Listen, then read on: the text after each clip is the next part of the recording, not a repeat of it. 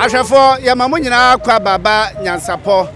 television so Nyansapo na wagye so yesana ne badwemba na de yesanse mo like mo nhye emayi se ne be ya yahwefo no ebedoso na omahunu de ye kire ene de ye pa kire enyina da na ene de Nyansapo ya baba be piem ewo ahafo goso yehwe ahafo mantemu a goso ene kesia edemu ebeka se the regional capital na de tienie na akwesi bosompra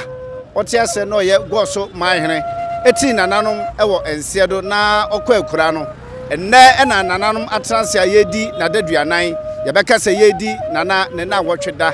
na nananom amahene nom abremponom omufre asantemantemu omuguso eba nananom amahene mu a ebinom ewo ahafo mantemu nso ebia eguso eba na enne ya me no kasa die yebeka kyo se nana akwesi bosompra otiase no ye goso mahene na daduanan anasa ne na wotweda no na yegusu a yedie na goso kuroduam na yemamu ehunun dwumadie no ba bia kwaso no yemamani emfra ho na yemama sonso ensi ho yebeto fom wo goso ha bia no yebemamu aso ate Nyansapo no agye enso yesane no badwemba monhye mon like emayi Nyansapo no agye meso yesane no badwemba ene ye ne breda ene ye arewoda kese pa ema asanteman ene gosoman owo tirimodene owo ye monwono owo amaye mpanyini asa susu na debo ese na watinte wodi ogina bre ewo hini facha a wote ase ne nkode chene man na ne man so ede che no na akwese bosompra kokrodu ne Nyansani atwentwen ko te ase ne nka ye twen no ekosa ene ne de kateche wakana no atomu puru te se de obata fasa susu wankasa edai ama ene na fiase wa osusu a ontimi nsu onum dade ebom na ato ne abeseno eye goso mahema mprepre na ayema nani abrepa arewo ahye no so one na trankodwa nananom amahema nom ene omususu omuntimi ensu omonum dade eboam ato ne abeseno owo tirimodene owo yemonwono owo amaye mpanyin asa abawu ne senti sakwan atua sempani ka se bayro ni pam efom ene tretre na akwese bosompra otiase no yotumfo betwa hene internet de aba awu ne senti sakwan atua emu aya pa nanso ensanyina obade Nyankopon na asem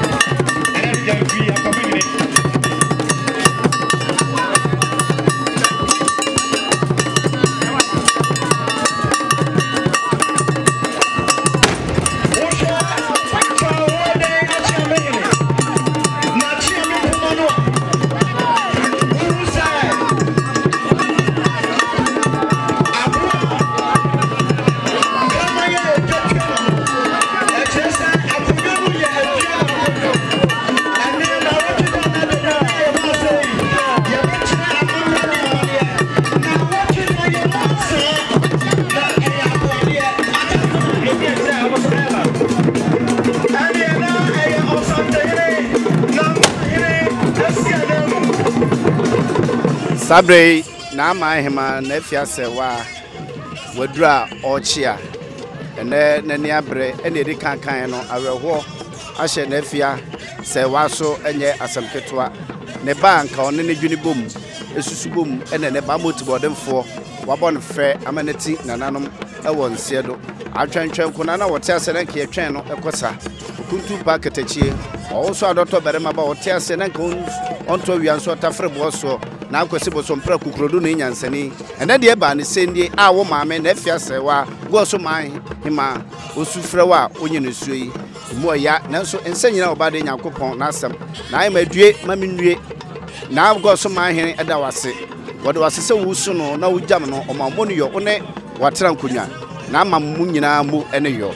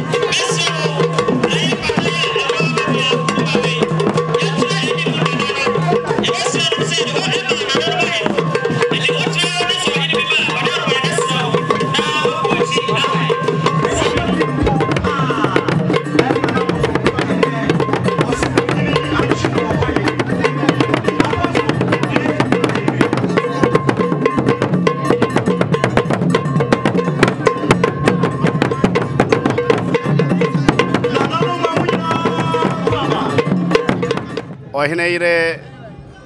nanama bosompra wahineire nanama bosompra na agoso mahene ne wokene wone nabusua enene omususo muntimi ensu omonom dade abuam na atomne abeseno wahineire pejauti prutrim kawano niso nya sichire ne waka hwe na nada wasio wode wasese wuso no na ujam no omammo no yo ohene yire na ma bosompra ya ma due maminue ene ahene ma esuso muntiminsu omonom dade abuam atomne abese no munue na nada mase wode masese muso no na mujam no omammo no yo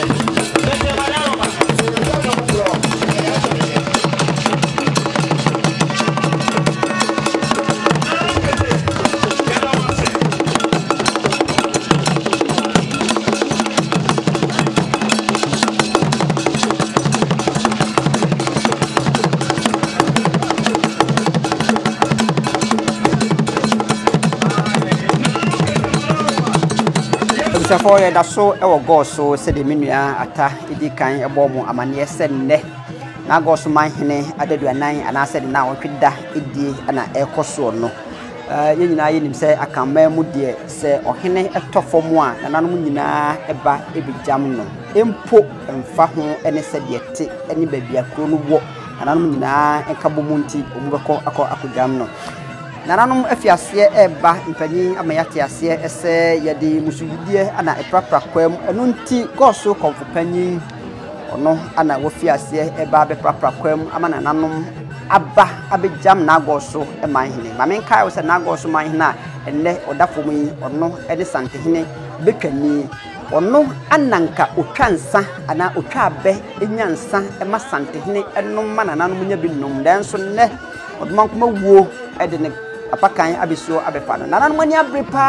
ehese nka owo ye nipa anka nananom ene no edbesia ni enti nananom afiase a omo eba se goso konfopanyi aprapra kwa mu edia ene nananom akonfo enso edidi so eba se beya ekwam beda ho ama nananom nyina aba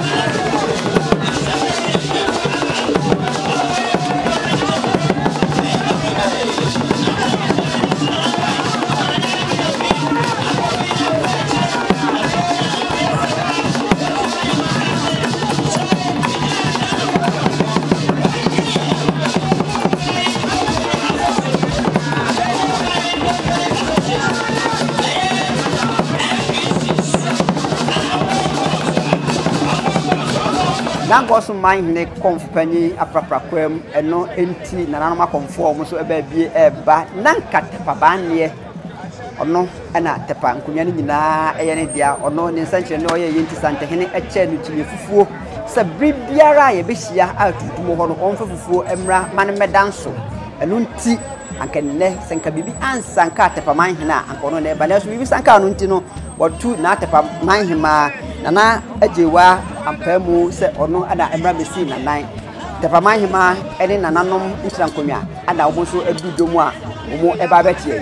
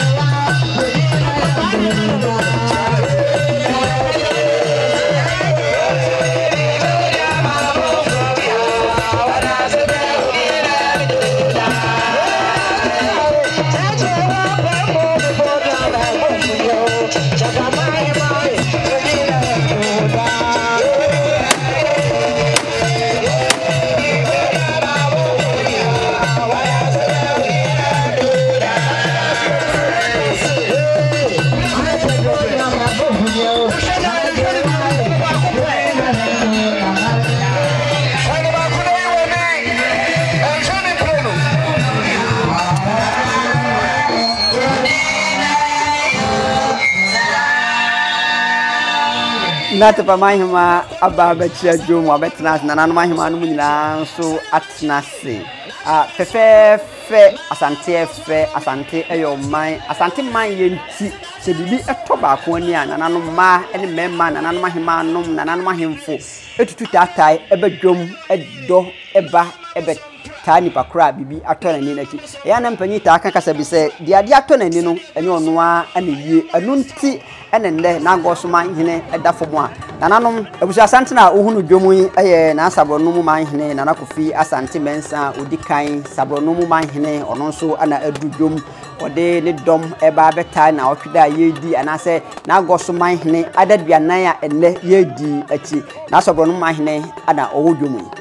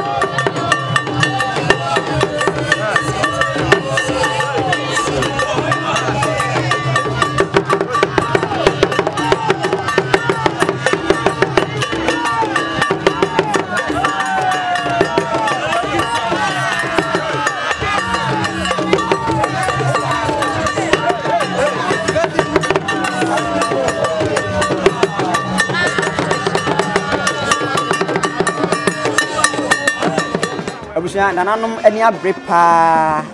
yes ye kase nananom ani abrai ne nananom ani abriye nanka goso man hina ile bibinti wakana no atum no ntimi nkasa nanka wo ye santehene beka ni ntisenka ye ba ahemfie ansa na safie sofo ebenyansa ama santehene edi bia kana no ama nananom nya bia kana no nanka na ye goso man hene ono ene santehene bekani ono ana wotimi kache santehene se wo hene se medensa brewa mwanom dia na se obi afom anase nkempo obi ato eye asante entam no a anka mame ni paprotin wie ho fanye prama mfa no nsa ono kuto no wotimi kasa asem che santehene nanso ne ba mo wuo anka ba ko anka asante betimi atwa fa no so ede ne nsa nyonyu abeto na agoso man hene so a nananom ani abriye empo nananom gidi akire won se ebia no owo adan no hu nipa ba se eno nti ana nananom ahye tuntum ede akofuna ede timiye ede mpintin edi domochi ba se wo hia owo ewo negoso man mu a omune ne beyam so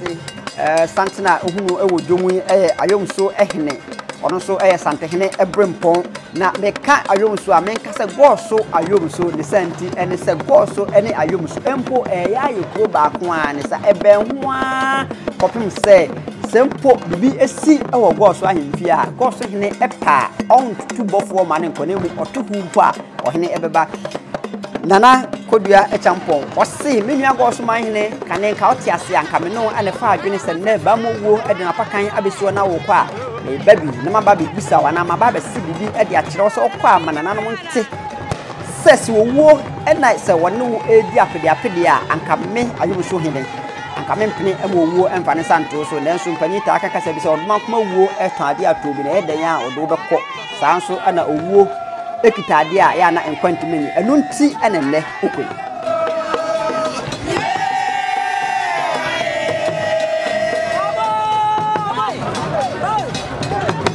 nanam taka se akonua ana ede sanso ana nkabomu ewohoi ya na etu ade nyina ase nananom a omo ewodwomu omo aba amano ayefe nanka nananom ba omo ba na nkrankre nenso nananom miensa ka ho abom hwidie mu manhene sankware manhene ahafu mem manhene omo miensa ana aka abomu a omo ba we ekire se nkabomu e wasantema mu senka owo eni nananom edi apreapre ya nka nananom edi nkabomu ebetu owo ase nanso da bia meka se oba mo wo aye kontonko wi oda mansan ko eni ti so wo to bibia eya no otobi na da na se bo a odo beko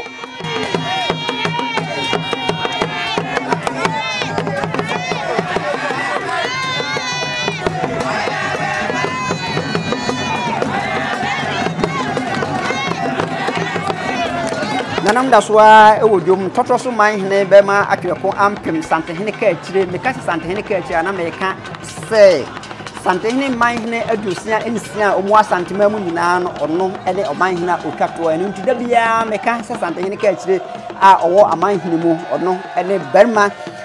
tweko ampem a woye ntotroso e man hene nana ene ne dom ana ewodwom omo so ebabi umba mu ba bie eno ene se senkampo owo ehia sika anka na ntotoro so hene ediska ebeje goso man ne ngwa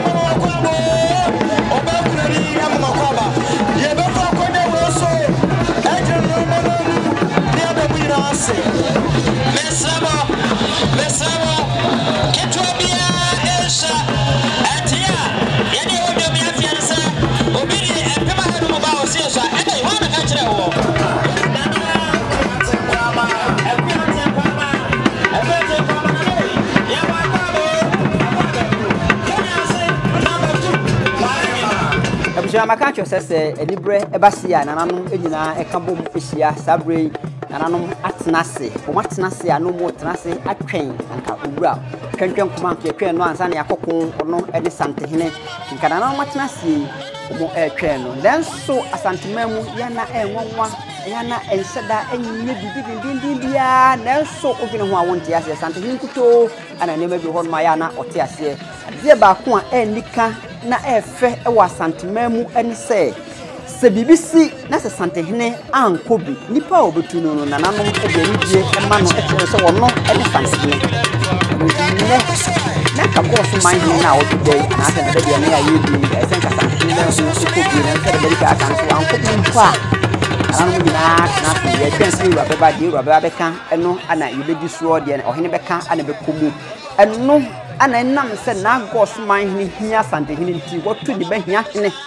se onkonko gina na nayem onhwe ontotontoye oma na wofida no nko oma ye hu se de niema te no fa ma de mra mebonura na adanwoma se hini ko obi chidomfo nyina ko obi eno nti sabrede na nanom twen anu mu twen se santehene na mu beba na santehene na mu amana so asoma ne ba nya hena mana ba se na america aka cho na nanom nim se santehene na eba nti na nanom nyina tena se ye twa ma na hena ba na odi amane a ne se ede soma no so obeka nte gosman ede baba to oye obekunafo enne na gosman hima enim ansa anempose na okida no ebeko a yatu na apo nanan mu nyina tena se aye twen se na hia hene ebeba abusia se de wo hunu no na hia hene ohene ba hia hene ono a osi naja anan ono anafiase a oba na hia hene na etututa tai no sabrede oba se santehene enuntinempo bibia bekoso bia no eye santehene ho ade ana ekoso ho ewum se yenya hene eyo hene ba nenso oba ewo naja ana ase ne se edimu enunti oba no santehene dimu aha echese santehene adu ha sei esa apana se yedi ese nananum nyina dibuo ma santehene ese nananum nyina hu so mura na aba ese owom po fa na agoso man hene ede no ekọ no ohu se santehene abadwumadi na entiri so oba bi tempo a ese wote na hia hene ana etututa atai no ambrafo kitanmu ahenkwa kitanmu mfuna edi nanim ntwene kagu eno ekire santehene ekasiye bitumi awiase abodie nyina asuro empo owuo ka ho na won susuro santehene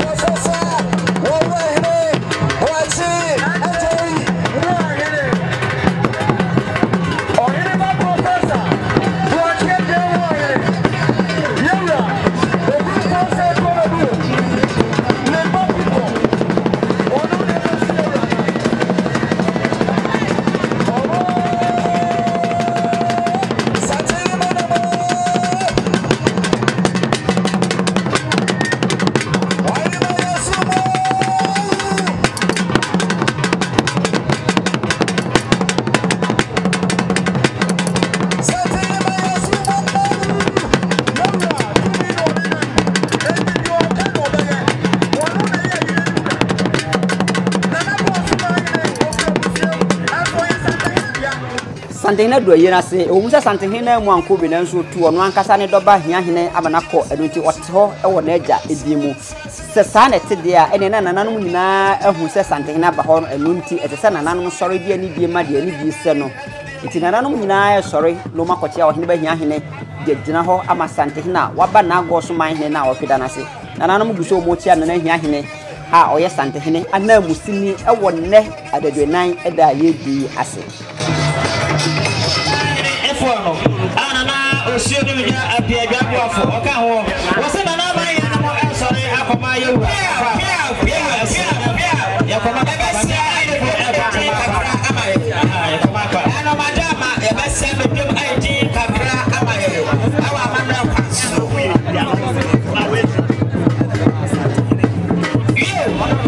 ya besi na na achiame no nyina ta ya chama ne atoka saye akira Yebra no Yebra koto kwa hene oto fose twa bebi ote bare wo maso ayo kwa bachi kashire sokote te kwa basta te kwa hene na ya chai mana na wodi shafuna ke kafre wodi se kwa so na da ba presa da pro ne ba fo awa ha bi che so kwa ma bia bro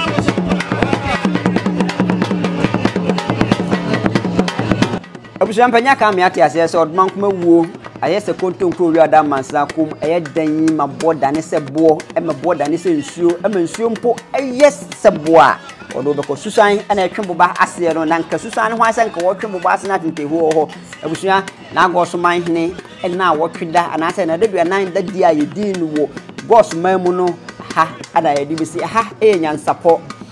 da bia me ka se nyansapo ho yesane no badwemba gise de wonim ana obesane free babia onim na odi akodu babia onim na adane so bo abɔ no so na so kodu na nanim animu a wakase me hu ya anka na nso na me hu ya anka eni aduro ba mo wu ane wode nsa eto eye na agoso man hene so se ote ha ana ogina ha ana se ote de babi ehwe a ono ankasa wono no ho wo hu se you edom ana abai empo omotwi e de afa no so aha ana yedi mu besi nyansapo esane no badwemba da bia meka ese aha nimbie adwene nyansa ene mpanyinsem ene manyinsem ye fa ne banyansapo fu ni den kura preko enim sebe odwampopo bi esi kuro ni mu a wase wadoro sra tanyini wantena fie ema aseduamfo blani pie frimantam bahin se pin enye nkwande wa na yesotro no wa ansa na odi asebe fita na no makode ebrensi am wa wotua ne nsem mojabumonim hu bi duanani wie klaman wo ye sofo kra wo nyeye bi tontonte ye no nsa na ye fa nyansapo aboa ntakra na ma na yekese na ntakra aboa ne de fanyinam kwatere kwa wada woro ma ntoma ye fe ni din de seyin ni din de obama akola wa no so pese otrimu osuma ense bratam se fanfam ne honhon hia na amerika sa sebe ka ya twere ni mu nyame nai ebu afa so enye de ya twere ni mu twa nyame